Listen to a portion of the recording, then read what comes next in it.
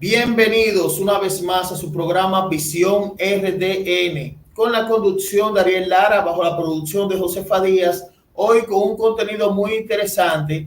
Quiero a todos que se suscriban a nuestro canal de YouTube Visión RDN, activen la campanita de notificaciones.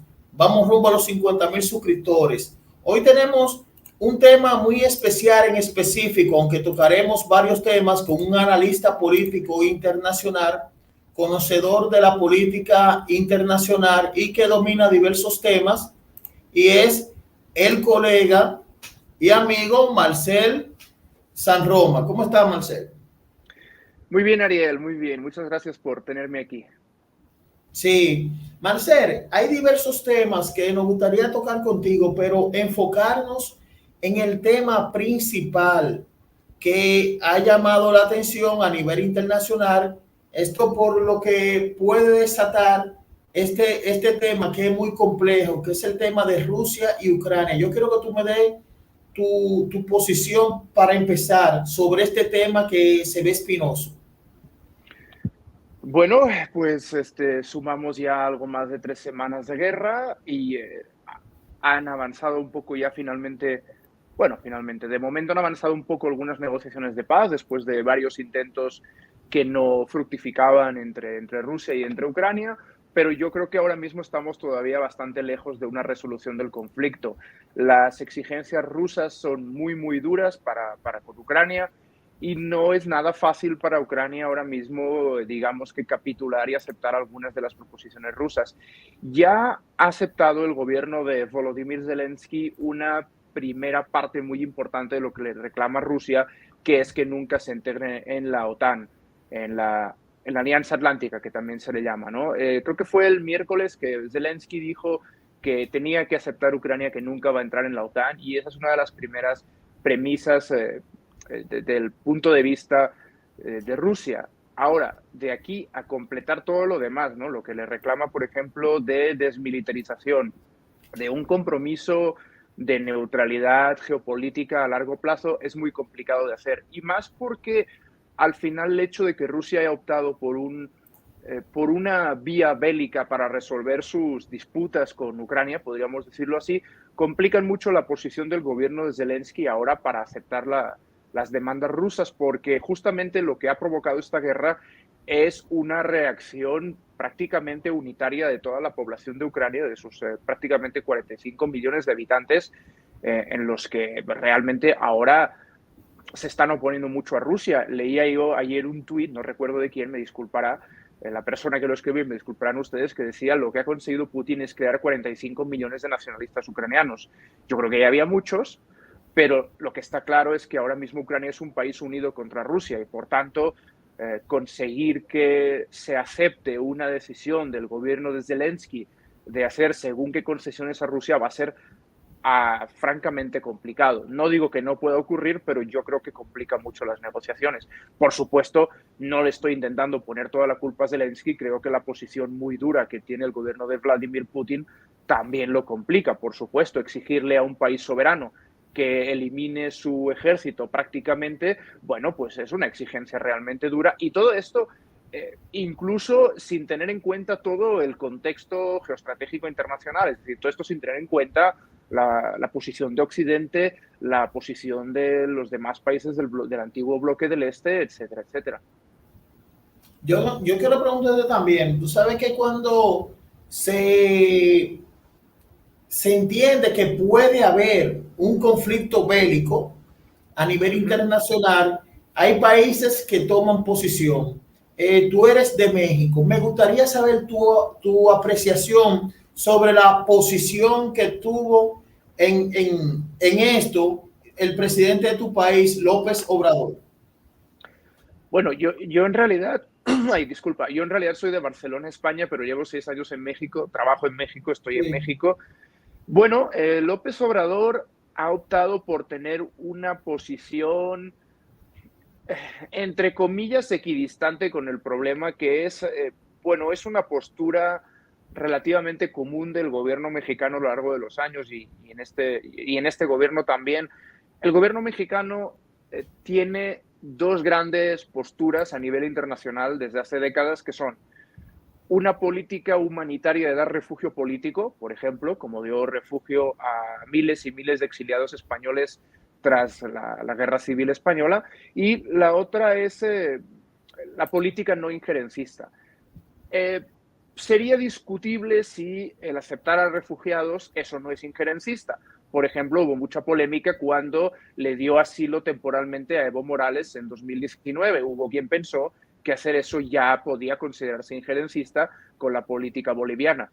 Ellos se ampararon en esta tradición de dar refugio político y ahora están optando por la otra vía, por la no injerencista. México ha votado a favor de las resoluciones del Consejo de Seguridad de Naciones Unidas condenando la invasión, pero, por ejemplo, cuando la embajada ucraniana en México les pidió que colaboraran aportando algunas armas, el gobierno se ha negado y ha dicho que es un gobierno pacifista y que no le manda armas a nadie. Esa es básicamente y resumidamente la postura del gobierno de México y, bueno, realmente resumida no, esta es la postura y no hay más. El artículo 5 de la OTAN dice claramente que la OTAN entra en un conflicto bélico cuando se afecta el interés de uno de los países que la componen. Sí. Más allá de esto, la OTAN puede tener una actitud bélica en este momento con los recelos militares que hay. La OTAN ha dicho por activa y por pasiva y ha insistido en que no va a entrar en la guerra, en que no va a participar militarmente en Ucrania, salvo que ocurra algo dentro de sus fronteras. Por ejemplo, la petición insistente del gobierno de Zelensky de imponer una zona de exclusión aérea, la OTAN la ha rechazado, Estados Unidos la ha rechazado, porque eso implicaría de facto entrar en guerra con Rusia. Si tú digamos, tratas de evitar que en un espacio aéreo circulen otros aviones, circulen bombarderos y por supuesto que haya bombardeos y esos aviones se niegan a acatar tus órdenes de no volar, que además quien te ha dado esa autoridad, evidentemente tu obligación después será disparar esos aviones. En un momento en que aviones de la OTAN disparen a aviones rusos, es una guerra abierta entre toda la OTAN y Rusia, lo cual si no equivale automáticamente, nos situaría al borde de una tercera guerra mundial. Otra cosa es que ahí hubiera armas nucleares o no. Ese es otro asunto. Pero cuanto menos estaríamos en una guerra inmensa. Por eso la OTAN ha dicho que no va a participar. Ahora, si de repente un misil ruso golpea Polonia, por ejemplo, y ha estado relativamente cerca de pasar, ahí la OTAN podría decir, bueno, ya estoy atacado, Polonia podría activar el artículo 5 y ahí la OTAN podría entrar en guerra. Yo creo que no sería tan sencillo. Yo creo que la OTAN buscaría todos los resortes posibles para no entrar en la guerra, pero esa es la manera en que podría ocurrir. Digo que ha estado cerca porque hubo hace unos días un bombardeo muy importante en una base militar en el oeste de Ucrania que estaba situada a 25 kilómetros, entre 20 y 25 kilómetros de la frontera con Polonia. Estamos viendo que Rusia hasta ahora se está cuidando de atacar ciudades fronterizas con territorio de la OTAN y de la Unión Europea, y es por eso, porque es perfectamente consciente de que esa sería la manera de que la OTAN entrara en la guerra, y eso es algo que Rusia no quiere y es algo que realmente la OTAN tampoco quiere. Hay algo también que te quiero preguntar, Claro. y es la posición de Corea del Norte. ¿Cómo tú la ves? Porque vemos que Corea del Norte es un país asiático, pero que Corea del Norte posee algunas ojivas nucleares. ¿Cómo tú ves la posición de ellos en estos momentos? No, yo creo que Corea del Norte no tiene ni va a tener ninguna participación en este conflicto. Sí, Corea del Norte tiene algunas ojivas nucleares. No está claro cuántas. Las cifras que yo he visto oscilan, pero se sitúan entre 30, 60. Claro, si tenemos en cuenta que Estados Unidos y Rusia tienen 6.500, más o menos, la diferencia es sideral. Pero bueno, con una basta para desatar lo que antiguamente se llamaba aquello de la destrucción mutua asegurada, ¿no? Pero yo creo que Corea del Norte no va a tener ningún rol en esta crisis. Estamos viendo, por ejemplo, que China está tratando de cuidarse de tener una implicación muy dura. China, por supuesto, es aliado de Rusia, pero también ha llamado a la desescalada, también ha intentado no meterse de lleno. En los últimos días hemos visto acusaciones desde Occidente de que China está aceptando una supuesta petición rusa de entregarle armamento y otros tipos de recursos. Tanto China como Rusia lo niegan. Yo no digo que China no pueda implicarse un poquito más en el conflicto, pero si China se está cuidando de hacerlo, Corea del Norte aún más. De hecho, Corea del Norte a lo largo de los años no ha tenido ninguna participación en la esfera internacional. Corea del Norte es un país aislacionista, es un régimen aislacionista que lo que busca es cuidarse a sí mismo. La única razón por la que Corea del Norte ha desarrollado armas nucleares es para asegurar su subsistencia, su perseverancia, su existencia como país, con el argumento de que si cualquier país, particularmente Estados Unidos, lo quisiera atacar, Corea del Norte tendría la capacidad de responder también con armas nucleares. El único aliado internacional realmente que tiene Corea del Norte es China. Entonces yo francamente no veo ninguna manera en que Corea del Norte pueda suponer ningún tipo de amenaza en este conflicto. Digo, Corea del Norte tiene sus propios problemas y obviamente es un actor importante en el panorama internacional por el hecho de tener armas nucleares, pero no creo que eso se refleje en este conflicto. Sí, hay algo que te quiero preguntar ya como periodista, que es muy importante tu opinión y analista político internacional. Vimos que un camarógrafo y una productora de Fox murieron en un ataque en las afueras de Kiev, mientras cubrían una parte de la invasión rusa. Hemos visto también que en estos días falleció un periodista, Brent Renaud, que era del New York Times. Era una persona que estaba muy preparada en esto de cubrir conflictos, porque él había cubierto en Afganistán, en Haití y en otros lugares donde hay conflicto, y vimos que él perdió la vida. Y New York Times rectificó que sí, él trabajó. Últimamente no estaba trabajando para el New York Times, pero trabajó. Y estos periodistas de Fox, el camarógrafo y la productora que murieron, ¿qué apreciación tú le das a eso? Si eso puede incluir a Estados Unidos con más mira a ese problema, porque vimos a Sullivan que se expresó, y vimos también a Tony Blinken, que es el jefe del Departamento de Estado, que dio una opinión sobre sí. Me gustaría saber tu opinión. Bueno, yo creo que desafortunadamente en cualquier guerra van a morir periodistas por absoluta desgracia, porque es la naturaleza de una guerra. Esta guerra no es diferente, esta es una guerra convencional. Es la mayor guerra que se está viendo, al menos en Europa, desde el fin de la Segunda Guerra Mundial. Digo, ha habido otras, por supuesto, pero desde luego esta es la mayor y creo que desafortunadamente no van a ser los últimos periodistas que mueran. El hecho de que mueran ciudadanos estadounidenses en territorio ucraniano en el marco de esta guerra, yo creo que no supone una mayor implicación militar de Estados Unidos, por ejemplo. Por supuesto, hay una condena, tanto como mencionabas a Jake Sullivan, el asesor de seguridad nacional de Biden, como a Tony Blinken, pero yo creo que es algo que se asume que es parte de la guerra. Al final, si en una guerra mueren soldados que están extremadamente preparados, pues cómo no van a morir periodistas que estén en una zona de guerra que no están ni preparados ni armados, más que para informar. Es una desgracia, es absolutamente lamentable, pero bueno, ha ocurrido en Siria, ha ocurrido en todos otros tipos de conflictos bélicos y yo desafortunadamente no veo manera que pueda acabar eso. Ahora, hay un tema bastante interesante que podríamos sacar de esto. Es un debate quizá más periodístico que político, pero creo que el caso de Renaud muestra una problemática que hay en la cobertura periodística y no solo en zonas de guerra, que es la de los periodistas freelance.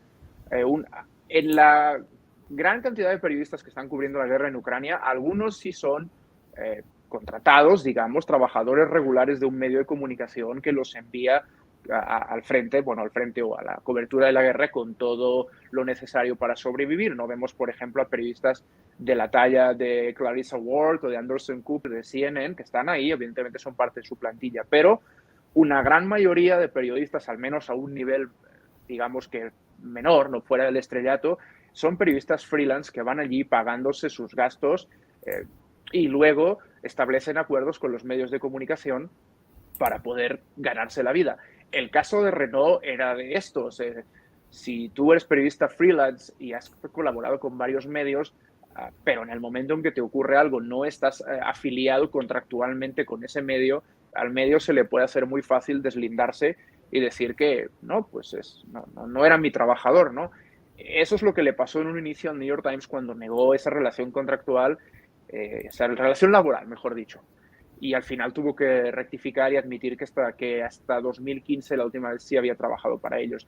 Es una problemática más de la profesión que otra cosa, pero bueno, creo que hay que tener bueno, que había que mencionarla para entender lo que ocurrió con el New York Times y Renault, y que desgraciadamente puede ocurrir con otros, ¿no? Por ejemplo, el caso del camarógrafo, se ha hablado mucho del camarógrafo, se ha hablado también del periodista que quedó herido, pero pues creo que también la mencionabas, también murió la fixer, que es como se le llama en el medio, la chica que hacía de enlace, de traductora, entre traductora y otras cosas, entre los periodistas y pues, digamos que la gente local, y ella por supuesto no tenía una relación laboral contractual con Fox News en este caso, y es otro de estos casos.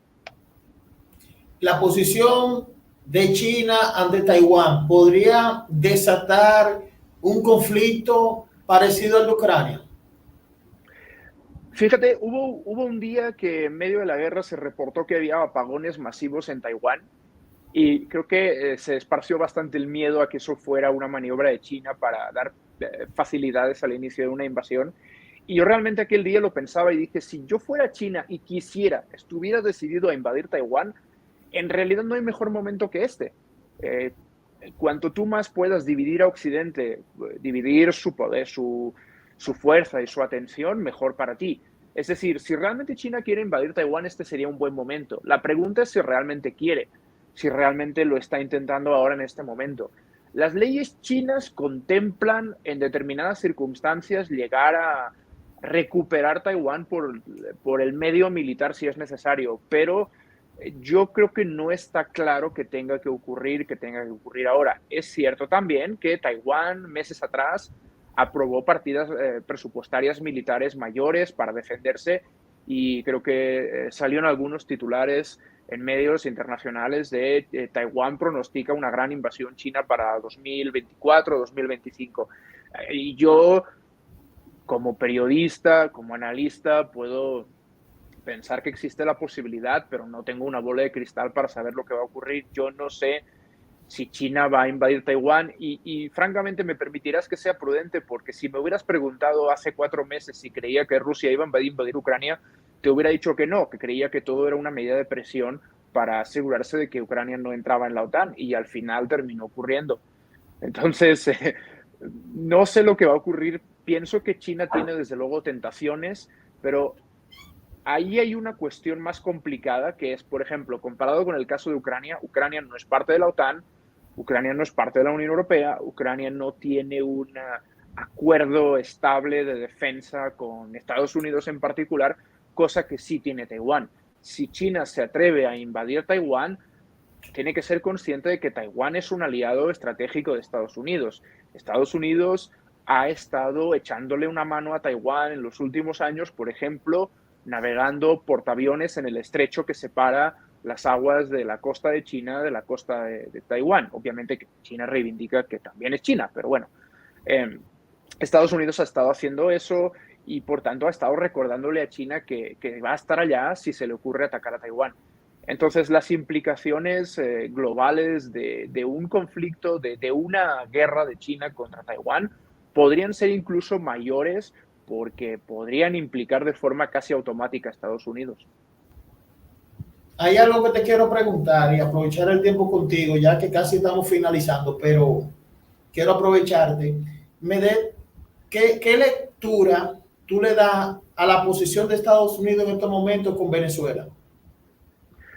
Creo que es muy interesante ver lo que está ocurriendo porque hasta hace un mes Estados Unidos mantenía una postura muy, muy dura con Venezuela contra el bueno, gobierno, régimen, llámele cada quien como prefiera, de Nicolás Maduro, y lo que estamos viendo es que esta postura se está flexibilizando un poco. Es cierto que no hay nada muy concreto, que todo lo que hay son, pues por ahora, diálogo, ¿no? Estamos viendo que Estados Unidos se ha interesado por levantar algunas sanciones, sobre todo restricciones al petróleo venezolano, para asegurar el suministro que Estados Unidos en parte y sobre todo Europa puede perder por las sanciones a Rusia. Estados Unidos vetó la semana pasada las importaciones de petróleo ruso, pero eso aproximadamente suponía el 8% de su total de importaciones. Por tanto, no es tampoco una necesidad extrema la que tenga ahora Estados Unidos para recurrir a Venezuela, pero sí es cierto que se está flexibilizando un poco esta situación y todo viene de la mano sobre todo, es decir, todo lo que se está hablando, digamos que de forma más especulativa por ahora que concreta, viene a raíz de la liberación de 2 estadounidenses que estaban detenidos en Venezuela. Estamos viendo por ahí también cómo está la cuestión de la sanción y de hecho creo que incluso expropiación de Citgo, de la filial que tenía PDVSA, la petrolera estatal venezolana en Estados Unidos, pero el gobierno estadounidense mantiene que su postura con Venezuela no ha cambiado, que sigue reconociendo a Juan Guaidó como presidente interino del país en detrimento de Maduro. Y bueno, habrá que estar expectantes. Yo creo que es muy interesante ver esta evolución. Mucha gente podrá considerar que eso refleja la hipocresía de Estados Unidos, en que todo se mueve por intereses y no por valores democráticos como ellos defienden. Y bueno, yo, si me permites la reflexión personal, creo que algo de eso hay. Creo que a Estados Unidos le ha perjudicado mucho en su imagen internacional el que las invasiones que lanzó a principios de siglo, sobre todo en el caso de la de Irak, las vistiera de lucha por los valores democráticos y no por lo que era un interés en el caso de Irak, sobre todo petrolero. Yo creo que ahora se está encontrando con eso, con que la gente recuerda este tipo de promesas que se hicieron, este tipo de declaraciones que se hicieron y ahora le reclama el mismo criterio, ¿no? Oye, entonces tu apuesta por los valores democráticos en Venezuela se acaba en el momento en que quizá necesitas petróleo. Me parece una crítica válida y creo que desde luego merece nuestra atención. Pero bueno, veremos hacia dónde va. Diferencia entre el manejo de la política internacional de Biden y del presidente Trump, que hemos visto que durante el mandato del presidente Trump no hubo conflicto bélico en ese nivel o no se visualizaba algún problema colateral y veíamos a Corea del Norte amigo, a Rusia amigo. ¿Cuál es una diferencia de Trump y Biden en cuanto a la política internacional? Bueno, la gran diferencia, la enorme diferencia es que el gobierno de Donald Trump se caracterizaba por ser un gobierno aislacionista. La razón por la que su administración, bueno, no es que no lanzara guerras, porque algunas bombas sí tiró en Siria y tuvo operaciones militares, por cierto, bastante desastrosas, por ejemplo, en Yemen, creo, o en Somalia, es que no quería implicarse en política exterior. Por eso también se retiró de los acuerdos de París. Bueno, por eso y por beneficiar a las empresas estadounidenses en detrimento de la crisis de la lucha climática, no porque Trump fuera pacifista.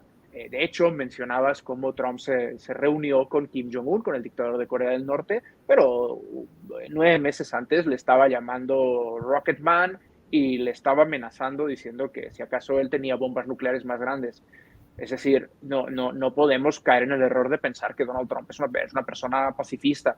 Ahora, es cierto que para un mundo acostumbrado a recibir las bombas de Estados Unidos o las operaciones de la CIA de Estados Unidos, como ha pasado en América Latina a lo largo de décadas, podía llegar a ser una buena noticia, pero hay que entender las razones que había detrás de esa política exterior, digamos que muy moderada. Biden, en cambio, es un presidente, digamos que al uso, un presidente interesado en hacer valer la postura dominante de Estados Unidos en el mundo y sobre todo también de mantener en firme las alianzas que tiene Estados Unidos en todo el mundo. Vimos a Trump durante años criticar a la OTAN, exigir a los países de la OTAN que gastaran más en defensa porque Estados Unidos pagaba mucho, gastaba mucho, y vemos a Biden, en cambio, tomar una postura mucho más tradicional de decir: nosotros estamos al lado de nuestros aliados, de nuestros socios, y por tanto ahí de hacer un compromiso militar. Ahora, también tenemos que tener en cuenta que en el poco más de un año que lleva Biden de gobierno,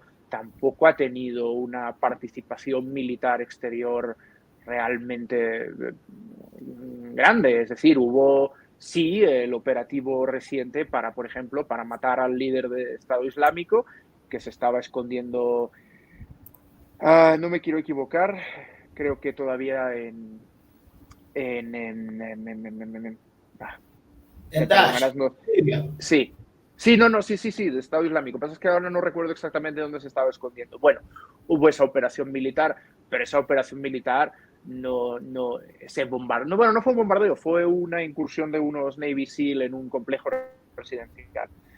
No fue algo mucho más activo que otras operaciones similares que ordenó el gobierno de Trump. Es decir, a Biden lo estamos juzgando más por lo que puede hacer en sus 4 años, por lo que podría ser dado su discurso y su naturaleza política, que por lo que haya hecho ahora realmente, hasta ahora al menos. Ya en esta parte final, porque tenemos un amigo en común que es el tiempo, Marcel, pero yo agradezco de verdad la oportunidad que tú nos das. Yo quiero que tú me respondas a esto, ya que tocaste el tema del Estado Islámico. Vimos que ha, ocurrió la muerte de su líder principal, fundador, que es Abu Bakr al-Baghdadi. Vemos que tenían un personaje que era John el yihadista, Mohamed Wazi, que influía en las decapitaciones que le hacía a los periodistas, que él era rapero. ¿El Estado Islámico se ha reducido o ha tomado más fuerza en Occidente?